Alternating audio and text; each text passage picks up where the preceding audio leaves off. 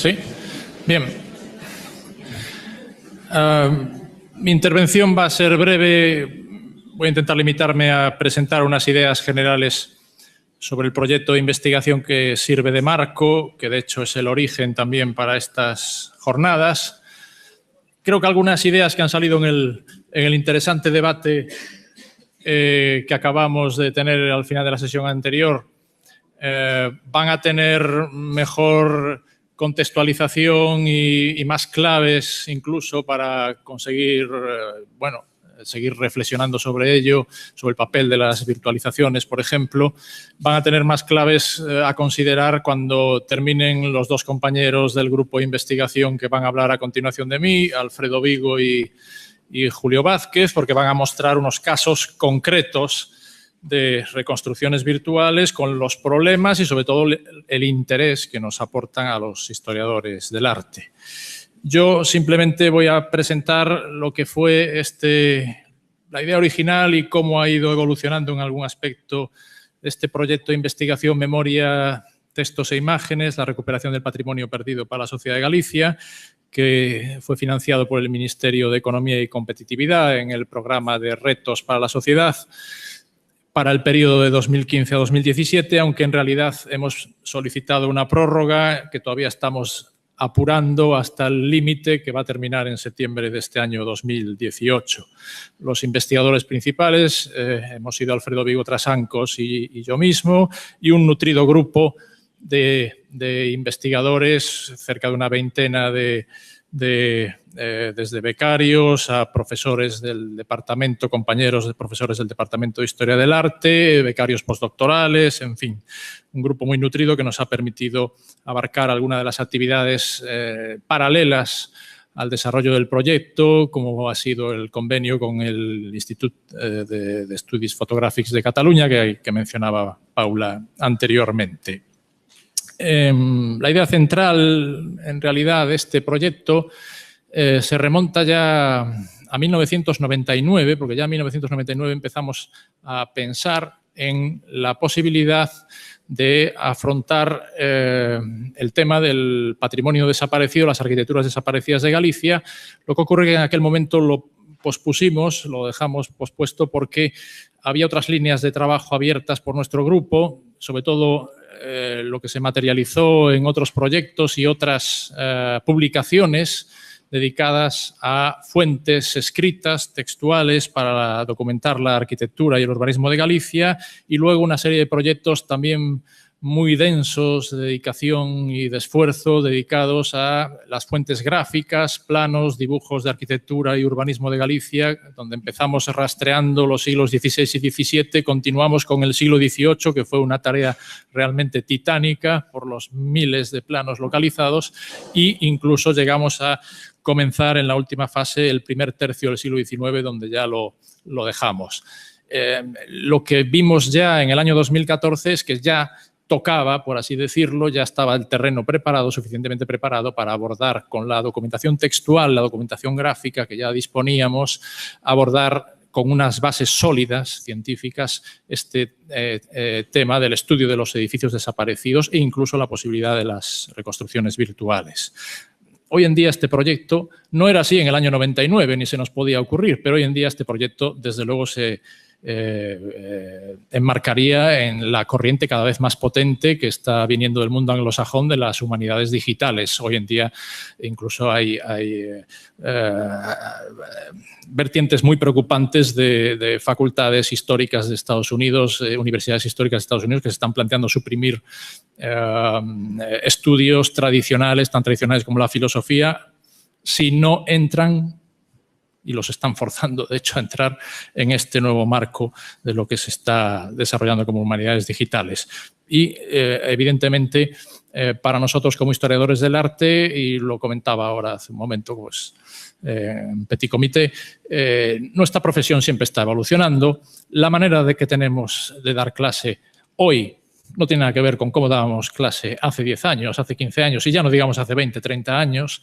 Las herramientas que estamos utilizando son completamente nuevas y exprimimos, creo, mucho más potencial en nuestras clases, en nuestra docencia y, por supuesto, para nuestra actividad investigadora es irrenunciable también dar el paso, atrevernos a explorar las posibilidades que ofrecen estas herramientas digitales. Voy a comenzar mi presentación por el final en un doble sentido. Voy a hablar de conclusiones, de algunas constataciones a las que hemos llegado a lo largo del desarrollo del proyecto y también voy a empezar por el final con una visión actual y viva de una de las ciudades protagonistas y de los edificios protagonistas del proyecto. Entre las conclusiones, tras 3 años de desarrollo de este proyecto, un punto de partida, claro, por supuesto, era localizar imágenes y textos, jugar con esa complementariedad de imágenes y textos para documentar arquitecturas desaparecidas de Galicia o arquitecturas muy transformadas, tan transformadas que podían llegar a ser irreconocibles. Con esa documentación textual y gráfica, formar un catálogo, ese era uno de los objetivos presentados al Ministerio, y proceder a partir de esa catalogación exhaustiva a hacer una valoración del patrimonio perdido con el paso del tiempo. Debo reconocer que nuestra primera idea, allá por el año 99, se limitaba a monumentos, a la visión más tradicional del monumento histórico, pero cuando reactivamos el proyecto en el 2014, cuando lo presentamos en 2014, decidimos abarcar todo tipo de edificios, no solamente edificios históricos, sino prestar también atención a edificios contemporáneos, edificios, por ejemplo, del siglo XX, de tipologías dedicadas al ocio o edificios para infraestructuras de transportes o para nuevos servicios, en fin, dar una visión más dinámica con un límite cronológico en 1936, que nos pareció, y además vino recomendado por los evaluadores del proyecto, nos pareció una fecha histórica interesante para delimitar el panorama de la segunda mitad del siglo XX y sobre todo la gran destrucción de edificios de interés patrimonial que va a producirse en los años del desarrollismo, años 60-70. Había algunos precedentes para este enfoque de las arquitecturas desaparecidas. Uno de los más conocidos, y creo que el trabajo pionero en Galicia, fue el del arquitecto Jaime Garrido, con el magnífico libro que se ha reeditado con toda justicia y que es un auténtico monumento en papel a la memoria de Vigo, que es el libro de Vigo, la ciudad que se perdió, publicado ya en 1991, si no recuerdo mal. Pero para toda Galicia, con ambición de abarcar toda Galicia, no teníamos ese mismo precedente o estudios de ese calado. Otra constatación fue, al desarrollar el proyecto, que lo que visualizábamos en principio como recuperar o considerar edificios singulares, aislados, tras verificar las primeras listas, el primer catálogo de... Esto no tenía que haber salido. Son los problemas del directo.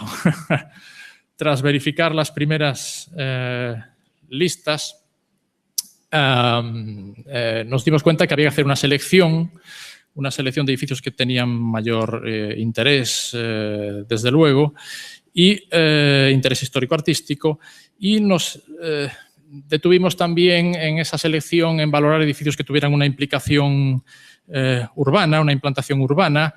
Empezamos a detectar el potencial para documentar la evolución de las ciudades y de las villas de Galicia, posible o que se podía explotar a partir de este enfoque de estudio de edificios desaparecidos y de algún conjunto como el conjunto del Berbés de Vigo, que también salió en las fotografías del Instituto de Cataluña y que es una pieza urbana o un conjunto de piezas urbanas, mejor dicho, que hoy tiene más una dimensión también fantasmal o de resto de lo que fue en algún momento una imagen identitaria o icónica para Vigo, ¿no?, que la triste realidad física de lo que se conserva y que ha estudiado, en este caso pormenorizadamente, Federico López Silvestre. De manera que lo que hemos intentado desde este enfoque urbanístico es valorar el papel que los edificios desempeñaron en los conjuntos históricos, en las ciudades, valorar las rupturas, las discontinuidades que surgieron cuando estos edificios desaparecieron, se eliminaron, y considerar la posibilidad de confrontar estas imágenes históricas de edificios desvanecidos o desaparecidos con las nuevas piezas urbanas que los han venido a reemplazar. Desde este punto de vista hay una tensión clara y por eso he recurrido a esta imagen de la ciudad viva, de la ciudad en movimiento, y es la tensión que está en la construcción de toda ciudad y en la evolución de toda ciudad entre lo que se hereda, lo que viene del pasado y cómo en determinados periodos se van vertiendo consideraciones de obsolescencia, de que hay cosas que ya se pueden prescindir, que son edificios prescindibles, que hay nuevas necesidades que obligan a reemplazarlos o directamente que hay cambios forzados pues, por eventos fortuitos, pues, como pueden ser algún incendio o algún desastre, ¿no? Voy a usar ahora, a ver si ahora consigo. Vamos a ver, debería saltar. Bueno, voy a usar ahora una imagen fija como transición deliberada. Quiero congelar el movimiento de esta parte de La Coruña que estábamos viendo, porque este tipo de imágenes fijas, congeladas, son las que efectivamente estamos más acostumbrados a manejar los historiadores de la arquitectura, los historiadores de la ciudad. Es lógico, con estas imágenes nos podemos detener con calma a ver lo que nos interesa, los detalles.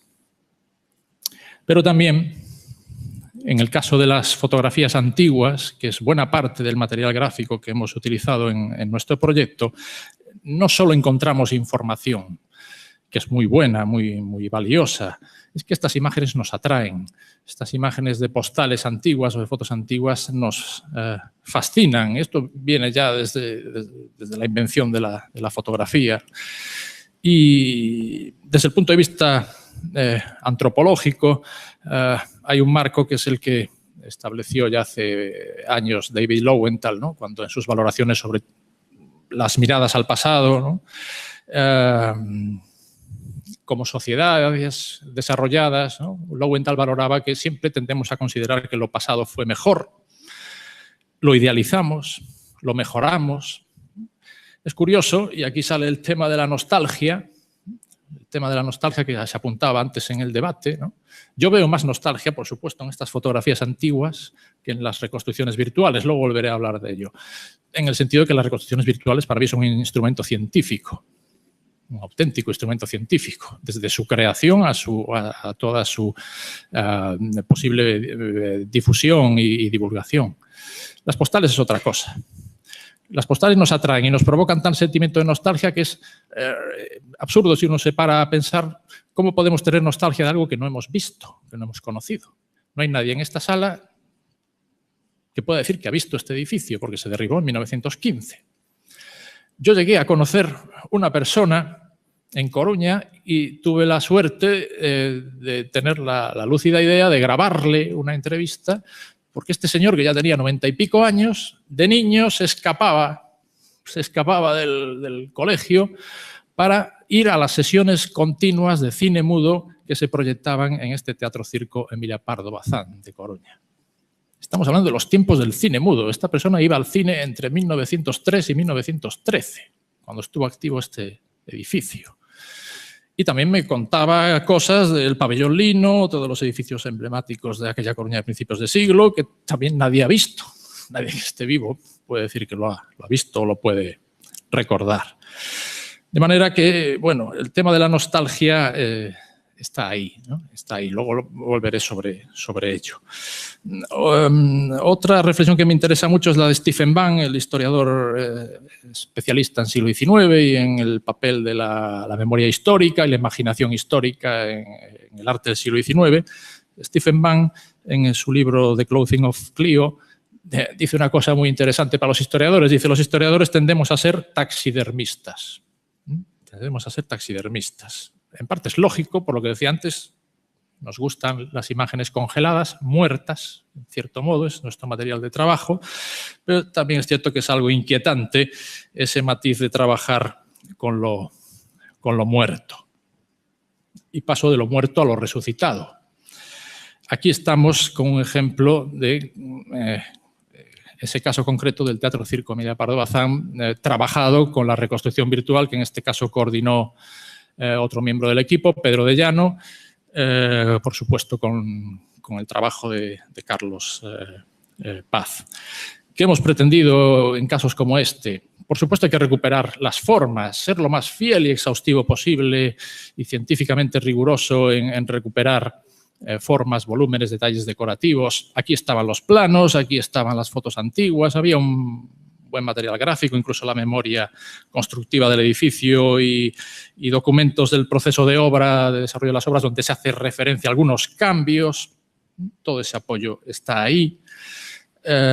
Insisto en la fase o faceta científica que tiene una recuperación de estas características de estos edificios, pero es que además nos va a permitir, no en este caso, pero sí en los que van a comentar a continuación de mí Alfredo y Julio, edificios más complejos en su conformación, edificios que han tenido varias fases constructivas, nos van a permitir también ir documentando cómo estaba el edificio en diferentes cortes cronológicos, también con una gran exhaustividad. Este trabajo de reconstrucciones 3D, tengo que hacer el comentario, aunque está en el folleto de las jornadas, fue una parte del proyecto con una financiación diferenciada o propia por parte de la Xunta de Galicia, de las ayudas para grupos de investigación de hace 2 años de la Xunta de Galicia, y ahí entre las posibilidades complementarias a lo que era el estudio, el trabajo de investigación de archivo, por ejemplo, más habitual de los historiadores, pues planteamos esta posibilidad de desarrollar las reconstrucciones, mejor dicho, restituciones, porque es cierto, lo comentaba creo que Elena, restituciones virtuales. Vamos a reservar el término reconstrucción para lo que se levanta físicamente, lo que tiene materialidad, en este caso son restituciones virtuales.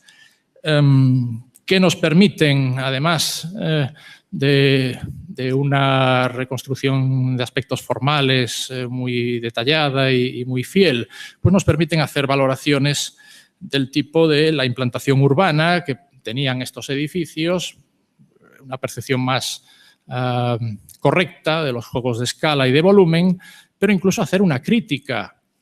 Y aquí retomo el tema de la nostalgia. No todo lo pasado fue mejor.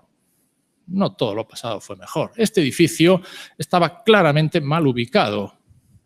Y eso lo podemos ver mucho mejor con una posibilidad de restitución virtual donde este es un punto de vista, pero una vez que el edificio está modelado, como Carlos sabe muy bien, y una vez que está integrado en su entorno urbano, incluso en el entorno actual, podemos hacer el ejercicio de urbanismo ficción, ¿no? ¿Qué pasaría si este edificio no se hubiera derribado? ¿Cómo seguiría funcionando en la dinámica actual de la ciudad? Y claramente este edificio estaba mal ubicado porque estaba emplazado en una zona portuaria, esa era zona junto a la dársena, zona de actividades portuarias, demasiado pegado y con un volumen demasiado prominente en relación con lo que hoy valoramos, en aquella época no, pero lo que hoy valoramos como parte del conjunto histórico de la pescadería coruñesa, que es las casas de Paredes, además uno de los edificios del siglo XVIII de excepcional importancia para la ciudad, y otras piezas que están a continuación, el Teatro Rosalía Castro, las Galerías de la Marina, en fin. Si este edificio no se hubiera derribado, que no se derribó por estas consideraciones que yo estoy haciendo, de inadecuación volumétrica o de mala relación con lo ya existente, con el tejido ya existente de la ciudad, sino se derribó simplemente porque le hacía demasiada competencia al Teatro Rosalía, que está ahí detrás. Era un teatro tan grande, con tanta capacidad, tanto aforo y con tan buenas condiciones escénicas que estaba acabando con el público en el Teatro Rosalía, y los accionistas del Teatro Rosalía, entre ellos el propio ayuntamiento, decidieron que si tenían que elegir, se quedaban con su edificio, con su teatro, y autorizaban, como se hizo, el derribo, la demolición de la competencia en este caso, ¿no? Una dinámica, pues bueno, bastante lógica desde el punto de vista económico. La lectura que estoy haciendo de esta posibilidad que nos ofrece las restituciones 3D, volver a emplazar los edificios en su localización original y ver cómo funcionan como piezas en la ciudad de hoy en día, también nos lleva a unas reflexiones más allá de la mirada al pasado o de la mirada a hoy, ¿no?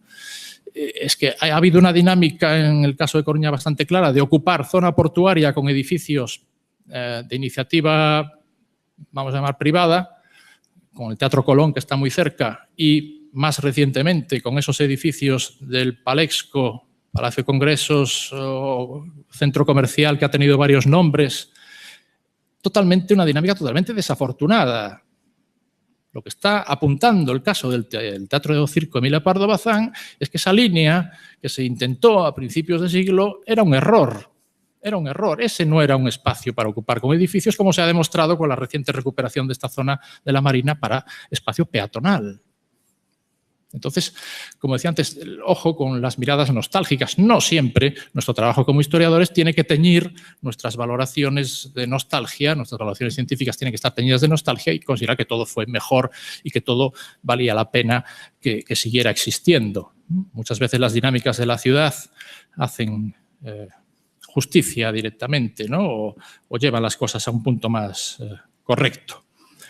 Bueno, otro rincón de Coruña, donde también puede estar el tema asociado de la nostalgia, ¿no? Por supuesto, este es un rincón tan fascinante que lo elegimos sin dudar para la imagen de portada de estas jornadas. Este rincón del Parrote, junto al Palacio de Capitanía, que asoma aquí a la izquierda, y dos grandes edificios desaparecidos. Uno muy grande, la Cárcel Real, con el pasadizo que lo unía con el Palacio de Capitanía y cárcel, y audiencia, mejor dicho, Real Audiencia, la cárcel ahí al fondo. Y otro, esta casa gótica, el mejor ejemplo de arquitectura de gótico final, comienzos del 16, que había en Coruña. Este rincón, visto hoy en día, es totalmente decepcionante. Lo único que queda es el pavimento, convertido en una zona de aparcamiento de los militares por un lado y de residentes por otro. Se ha desvanecido, efectivamente, se han desvanecido esas arquitecturas tan interesantes, tipológica y estilística y históricamente, ¿no? Se han reemplazado en algún caso pues, por un edificio de viviendas totalmente prescindible a la derecha y al fondo por esa ocupación, otro ejemplo de errores en la evolución de la ciudad, la ocupación de ese borde del Parrote hacia la playa donde estaba la cárcel, hoy con el edificio de La Solana y el Hotel Finisterre, pero sobre todo el complejo de La Solana, que fue en su momento en la posguerra una concesión a un falangista muy conocido en la ciudad, una de los casos bastante evidentes de favoritismo del régimen hacia quienes eran sus apoyos o soportes más entusiastas y, bueno, a este señor le dieron esa concesión de espacio y de terreno público para levantar un complejo que sigue siendo hoy motivo de polémica cada vez más. Ahora está otra vez en los periódicos, puesto que el ayuntamiento, ahora con otro signo político con respecto a etapas anteriores, quiere reconsiderar lo que se hizo ahí como esa cesión excesiva, digamos, a favor de un particular o de una empresa particular. Insisto en que la mirada al pasado puede ser nostálgica, pero también en este caso no todo tiene el mismo valor o interés. Probablemente la cárcel tenía una dimensión de tapón también o incluso una estética poco agradecida, pero sí que es lamentable, desde luego, la desaparición de la Casa Gótica. Ese sí que es un ejemplo que ya en aquellos años, justo antes de la Guerra Civil, dio motivo a algunas propuestas para intentar salvarla, pero ninguna que fructificara. También me interesa, y esto solo voy a hacer referencia a ello muy rápidamente, confrontar las maneras de mirar la ciudad, porque esta foto que estoy enseñando pertenece a Pelayo Mas, El archivo MAS es otro de los archivos que hemos vaciado, consultado y del que hemos obtenido muchas fuentes fotográficas para nuestro proyecto, junto con el Instituto de Estudios Fotográficos, pero el archivo MAS también nos ha proporcionado muchas sorpresas, como esta. Y la mirada de Pelayo MAS es esta, desde dentro de la ciudad vieja, en total contraste con los fotógrafos locales, que siempre esta zona de la ciudad vieja la retratan desde la playa, desde el borde litoral. Yo creo que hay ahí algo en conexión con el menosprecio que ya había a principios del siglo XX sobre la ciudad vieja coruñesa. Hay muchos escritos a principios del XX donde los propios coruñeses dicen que su ciudad vieja no tiene nada de valor o de interés con respecto a la ciudad histórica de Santiago, por ejemplo, ¿no? Y ese tipo de valoraciones puede que tiñeran o precipitaran la desaparición de algunos edificios que se vieron muy rápidamente como obsoletos o prescindibles. En todo caso, otra vez, el ejercicio de ir adelante en el tiempo nos muestra esta otra imagen totalmente lamentable, donde lo que ocupó La Solana, esa concesión de zona lúdica, deportiva, de ocio, etcétera, está hoy vallada, esas vallas de la vergüenza que incluso impiden tomar la foto exacta, ¿no?, que veíamos antes. Habría que encaramarse como si fuéramos unos inmigrantes en la valla de Melilla, ¿no? Habría que encaramarse ahí para intentar sacar la foto exacta que sacaron los fotógrafos de principios de siglo de cómo era la playa del Parrote, la puerta del Parrote, la cárcel real, la fachada trasera de Capitanía y por supuesto, esa casa gótica. En contraste, como hablaba de que la ciudad de La Coruña no tuvo una gran valoración o aprecio como conjunto histórico-artístico, Santiago sí lo tuvo, desde luego, muy tempranamente, desde finales del XIX a primeros años del XX, está claro, como ya se está hablando de proteger el estilo compostelano, y ya se le pone esa etiqueta de estilo compostelano al tono de edificación doméstica, por ejemplo, dominante en la ciudad, ¿no?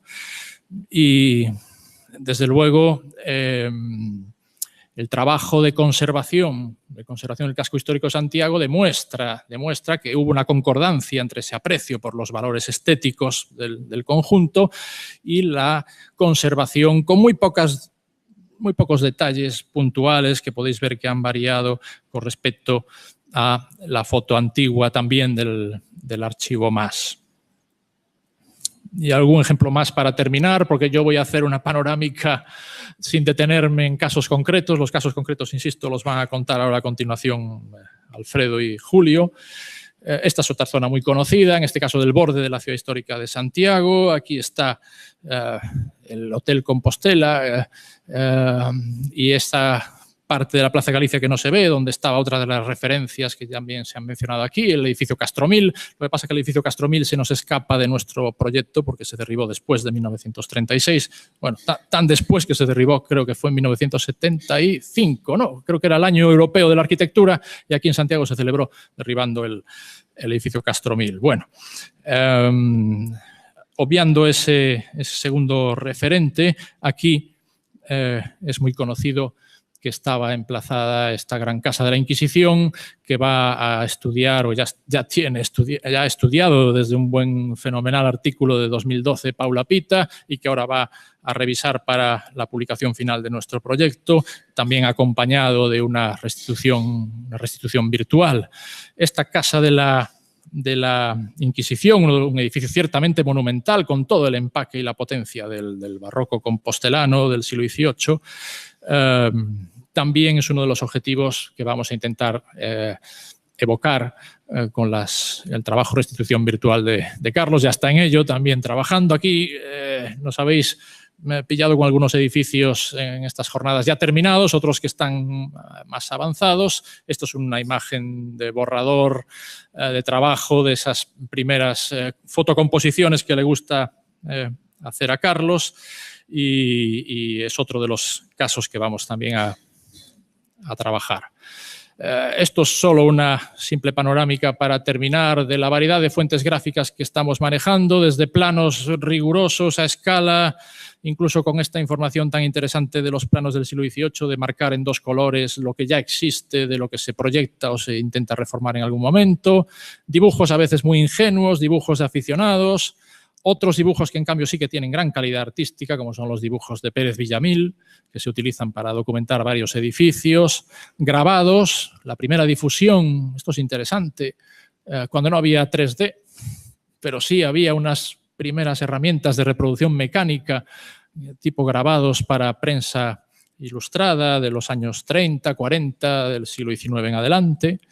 Por supuesto, fotografías, tanto individuales como recogidas en álbumes e incluso prensa gráfica ya del siglo XX que también documenta algunos edificios desaparecidos. Y el cine, es una pena que no esté hoy aquí Guillermo Escrigas, pero ayer con su avalancha de información, una de las cosas que creo que quería también enseñar, que no le dio tiempo, era películas como fuente para la historia de la arquitectura desaparecida. Y este es el caso del Café Suizo, aquí en Santiago, que estudió también Pedro de Llano, donde tenemos una única foto de la fachada y un plano, pero lo más interesante es que sí hay algunas imágenes de cómo era por dentro este café suizo en la película La Casa de la Troya de 1924. De manera que en la publicación que estamos preparando se van a incluir algunos fotogramas para mostrar esto.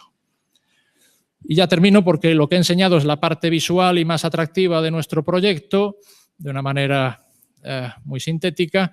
Estos son las tripas o parte de las tripas del proyecto, que es la base de datos que recoge la información más detallada, más de 300 registros, las fichas descriptivas uno por uno de los edificios, no la selección, sino todo el catálogo más completo que estamos abarcando de edificios desaparecidos.